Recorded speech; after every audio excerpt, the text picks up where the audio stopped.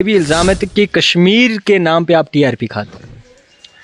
तो किसके नाम पर टीआरपी खाने चाहिए? आप खाते हैं टीआरपी? मैं टीआरपी क्या होती है कश्मीर, मतलब एक इतना बेहुदा सवाल करते हो ना आप लोग, मतलब कश्मीर के लोगों के सवाल। यार मेरी बात जो मेरी जान पीर पंजाबी कौन से लोगों का सवाल है यार? पता नहीं मोदी के भक्तों को सुन के आ जाते हो, मोदी वो लोगों का सवाल है। आरएसएस की सोच मत रखेगा करो इधर। लोग बेहतर जानते हैं कि हम किसकी सोच। मुझे पता है ना। के साथ आप कहते हैं जम्मू कश्मीर की आवाम आपके साथ है, तो उस जलसे में कुछ खास तादाद हमें दिखी नहीं। जलसा नहीं था, पब्लिक मीटिंग थी और जरूरी नहीं पब्लिक आई मीटिंग में। हाँ जितने इंशाल्लाह होने चाहिए थे आए, जो नहीं होने चाहिए। वकार साहब, आपकी ये खबरें भी गश्त करती हैं कि आप जल्द ही जो इलेक्शन में हिस्सा लेने वाले हैं। क्या आप जम्मू कश्मीर की आवाम को बेवकूफ़ समझते हैं इस तरीके की खबरें चलाना और उसके बाद जो है लोगों की मेंटालिटी चेक करना कि कितनी आवाम आपके साथ खड़ी है? वकार अजबटी इलेक्शन का हिस्सा कभी बनेंगे? हाँ या ना में जवाब दें। मेरी बात सुनिए, हाँ या ना में जवाब। सुनो ना, हाँ ना क्या हुआ, हाँ या ना में साफ क्लियर कर देना। ना आप अर्नब हैं, ठीक है ना, मैं इस टाइम आपके साथ आपका गेस्ट बैठा हूँ, आप जावेद हैं और वकार अजबटी आपको साथ एक इंट्रो कर। सबसे पहले जब सियासत शुरू होती है तो कहा जाता है कि अपने घर से शुरुआत करनी चाहिए, और रजौरी की बात आपने कभी नहीं उठाया, खासकर रजौरी के आपके अपने तबके के। आपको क्या पता है क्योंकि आप हमेशा सोशल मीडिया अगर कहते हैं वकार अजबटी कहते हैं कि जम्मू कश्मीर की जो युवक हैं उन्हें बोलने की आज़ादी नहीं है, तो वकार अजबटी नेशनल टेलीविजन पे होके इस तरीके से बोलते हैं और इतने भड़काऊ बयान देते हैं, तो वकार अजबटी पे कोई एक्शन क्यों नहीं ले जाता? कौन सी ऐसी ताकत आपके पीछे खड़ी है? भड़काऊ बयान जिन्होंने जम्मू कश्मीर में राज किया है, जिन्होंने जम्मू कश्मीर में हुकूमतें की हैं, ऐसी तमाम पॉलिटिकल पार्टियों के ऊपर मैंने लानत भेजी चीज़ याद है। महज टीवी डिबेट पे बैठ के बड़े बड़े भड़काऊ बयान दे के जम्मू कश्मीर की आवाम को वरगला के आप जो है टीआरपी हासिल करते हैं। ठीक भड़काऊ बयान होता क्या पहले बताना। यहाँ पे इल्जामात लगा तो है क्या भड़काऊ बयान, किसने लगाया? आप पे लोग इल्जाम लगाते हैं, लोगों का सवाल है। नहीं आप जी, लोग मेरे साथ हैं। किसने लोग आपके साथ है? तो टंगवर में आपने एक जलसा किया था, वहां तो 20 लोगों से ज्यादा तादाद नजर नहीं आई। किसने बोला आपको? आप खुद देख लीजिए विजुअल्स, मेरे पास ऑफ द कैमरा जो है विजुअल्स हैं। मेरा जलसा ही नहीं था वो। आपका था या नहीं थी? वकार अजबटी एक बड़ा नाम था वहां पे। सुनो मेरी बात। और आपने इससे पहले लाइव भी दिया था, वकार अजबटी भी लाइव आए थे कि ऐसे आदिल नज़ीर साहब का जलसा हो रहा है, तो क्या कहेंगे आप? क्या किसके बारे में? मतलब आपके साथ, आप कहते हैं जम्मू कश्मीर की आवाम आपके साथ है, तो उस जलसे में कुछ खास तादाद हमें दिखी नहीं। जलसा नहीं था, पब्लिक मीटिंग थी और जरूरी नहीं पब्लिक आई मीटिंग में। हाँ जितने इंशाल्लाह होने चाहिए थे आए, जो नहीं होने चाहिए थे। होने के तो हम कहते हैं लाखों भी हों, हज़ारों हों, लेकिन वहाँ टंगमर्ग जहाँ अदल रहता है, अब वहाँ का थोड़ा पॉलिटिकल नेचर कुछ और है, और वो यंग नौजवान है, और उसकी वजह से बड़े लोग जो मगरमच्छ बैठे हुए हैं वो उसको शायद आगे नहीं आना देना चाहते। तो आप देखिए कि ऐसे नौजवान होते हैं जिनके साथ खड़ा होना चाहिए, और आवाम को डरना नहीं चाहिए। कहीं ना कहीं हमें लगा था कि वहाँ के लोग डर गए थे वहाँ आने से, कुछ ना कुछ ऐसे इशू चल रहे थे, कहीं को फ़ोन करके हमने सुना, डराया गया कि आप वहाँ नहीं जाएंगे, गाड़ियाँ नहीं देंगे। तो वैसा होना भी नहीं चाहिए। जो पॉलिटिकल लोग हैं उनको ऐसा नहीं करना चाहिए, जो मगरमच्छ अपने आप को समझते हैं जम्मू कश्मीर का। तो अगर कोई नौजवान बच्चा कश्मीर का आगे बढ़ रहा है, चाहे वो किसी भी फील्ड में बढ़े, जर्नलिज्म में बढ़े, एक्टिविज़म में बढ़े, सोशल वर्कर में बढ़े, तो जो बड़े लोग हों, बुज़ुर्ग लोग हों, तो वो उसके ऊपर हाथ रखें, ना कि उनके मीटिंग को, उनके प्रोग्राम के बीच इंटरफेयर करके उन चीज़ों को रोकें। तो ये मेरे हिसाब से एक चीज़ है, बहुत गलत चीज़ें हैं कि लोगों को डराना, लोगों को रोकना। तो बाकी यंग नौजवान है हमारा, वो तो आगे बढ़ेगा, अभी उसके पास बहुत टाइम पड़ा है, उसके पास क्या है। वकार साहब, आपकी ये खबरें भी गश्त करती हैं कि आप जल्द ही जो इलेक्शन में हिस्सा लेने वाले हैं।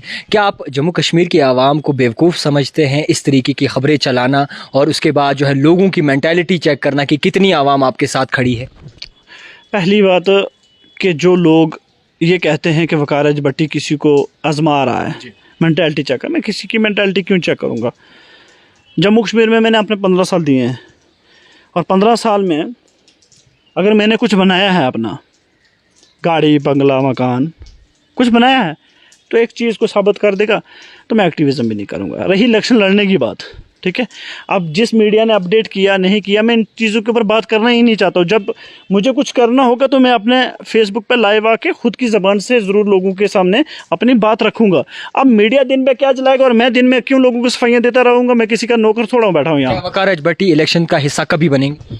हाँ या ना में जवाब दें। मेरी बात सुनिए, हाँ या ना में जवाब। सुनो ना, हाँ ना क्या हुआ, हाँ या ना में साफ क्लियर कर देना। ना आप अर्नब हैं, ठीक है ना, मैं इस टाइम आपके साथ आपका गेस्ट बैठा हूँ, आप जावेद हैं और वकार भट्टी आपके साथ एक इंट्रो कर रहा है।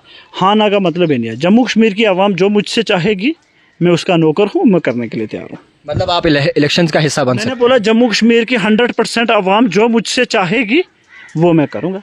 जहाँ मेरी जम्मू कश्मीर की आवाम मेरे से कुछ नहीं चाहेगी, वो कहेगी वकार भट्टी एक्टिविज़म छोड़ दे, मैं तब भी छोड़ दूँगा। मेरे लिए जम्मू कश्मीर की आवाम मेरी ज़िंदगी है, ये वतन, ये रियासत मेरा गुरूर है।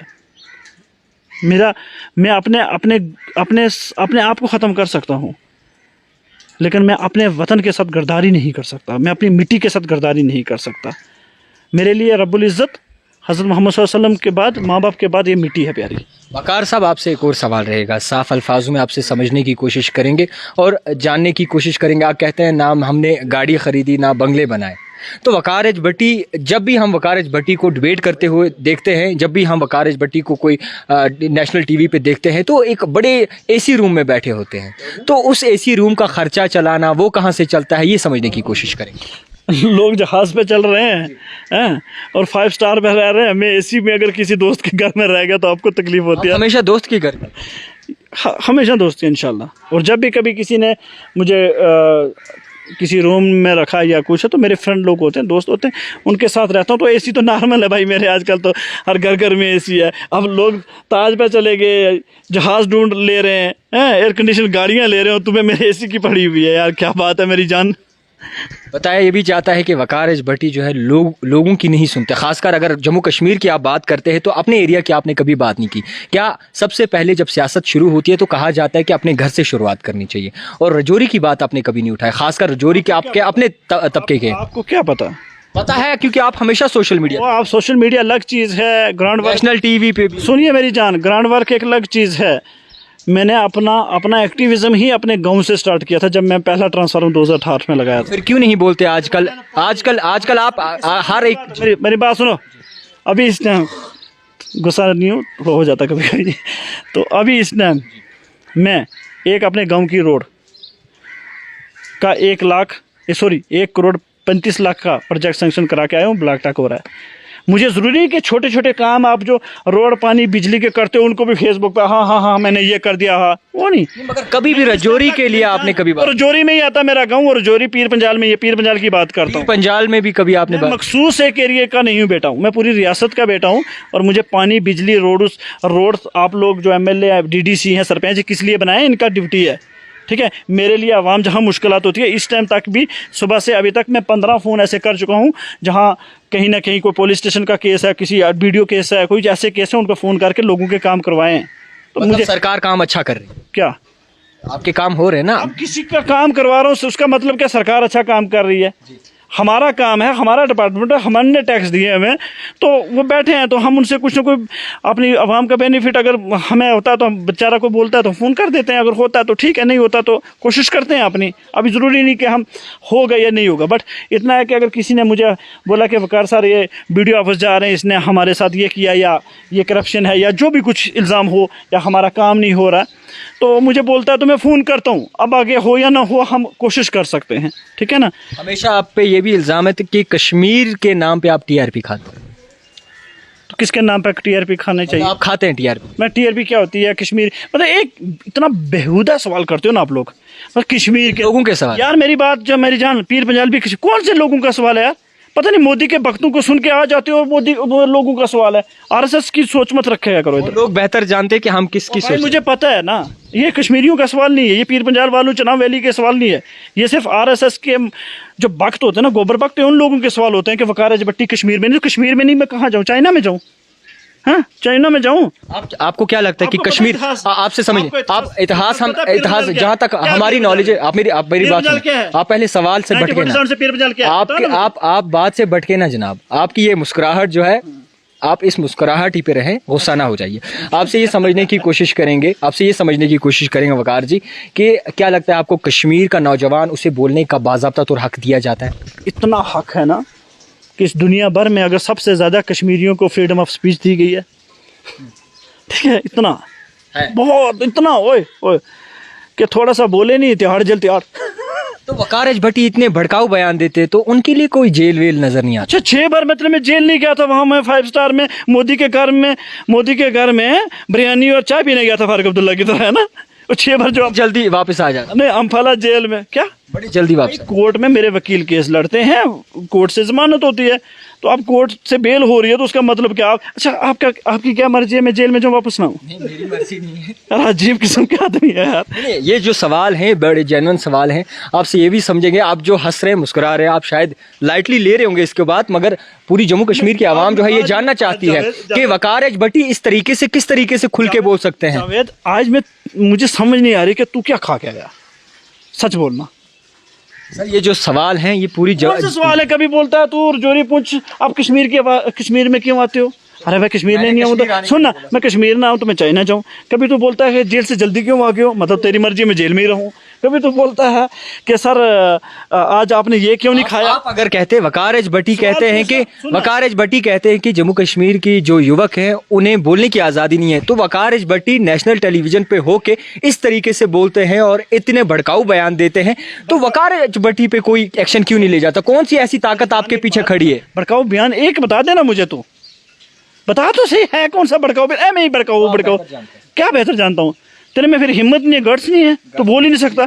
तो एक जर्नलिस्ट किस चीज का जर्नलिस्ट है? हम बोल सकते हैं तभी आपके सामने तो बोल। आपने कहा कि डॉक्टर फारूक अब्दुल्ला के लिए आपने इस्तेमाल वर्ड किए कुछ के। फारूक अब्दुल्ला साहब जो है वो प्रेम चोपड़ा हीरो नहीं थे, विलन की एक्टिंग, हाँ इंडस्ट्री।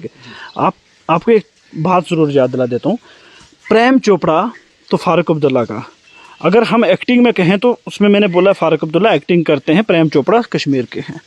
अगर ह्यूमन बीइंग मतलब अच्छा इंसान कौन है दोनों में से, तो आप किसका नाम लेंगे? मैं वही इस पे मतलब नहीं कर सकता अपना। मैं बोलूँगा ना, आपको नहीं हिम्मत तो मैं बोलूँगा। प्रेम चोपड़ा फारूक अब्दुल्ला से एक अच्छा इंसान है। आप पूछेंगे क्यों?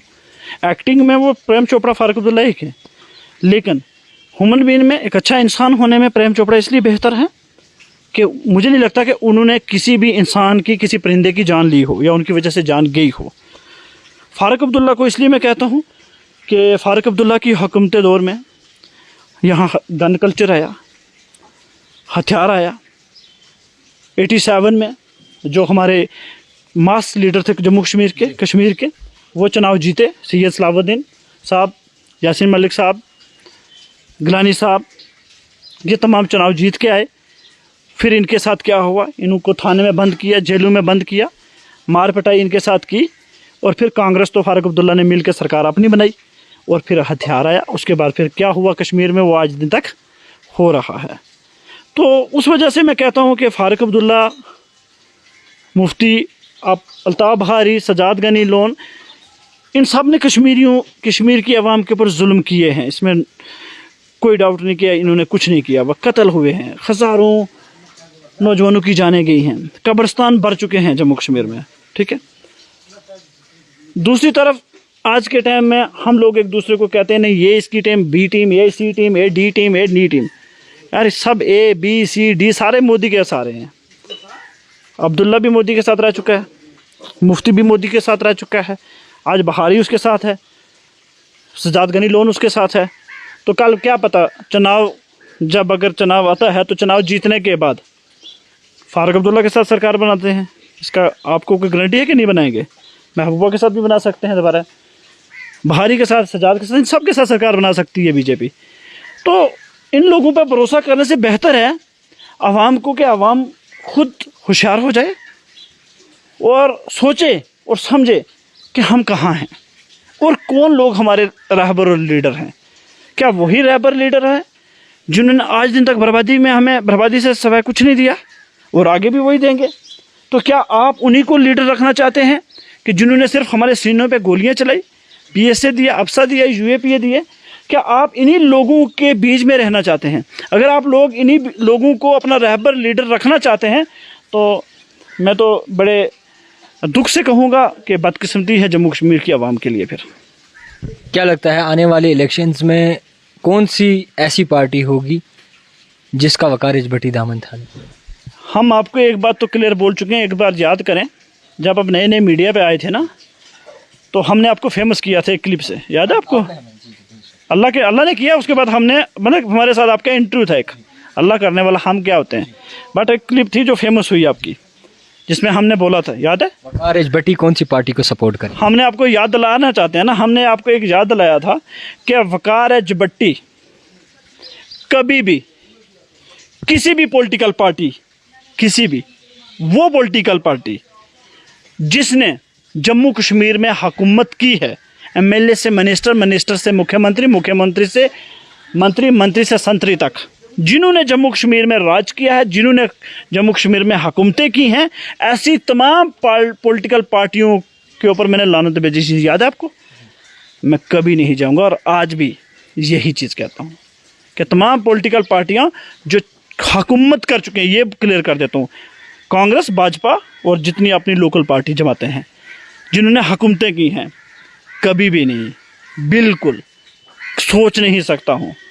बाबा एक बात बताऊँ, आप नौजवान हो, जर्नलिज्म में हो, कल आपका आने वाला फ्यूचर, आपकी आने वाली नस्ल आपसे सवाल पूछेगी कि आपने हमारे लिए क्या बनाया है।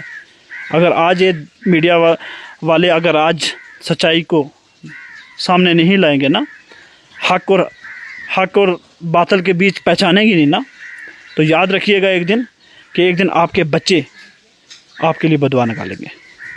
खैर, इस वक्त हमारे साथ मौजूद थे वकार एच भट्टी, जिनसे हमने वो सवाल जानने की कोशिश की जो लोगों का कहना था कि आप जनाब उनसे पूछे कि वो इन पे किस तरीके से रद्द-ओ-अमल रखता है, मगर जिस तरीके से इन्होंने जवाब दिया, थोड़ा सा घुमा फिरा के दिया, फिर भी वो आप तक पहुँचाने की पुरजोर कोशिश की। मज़ीद आप देखते रहिए द टाइपराइटर जावेद खान के साथ।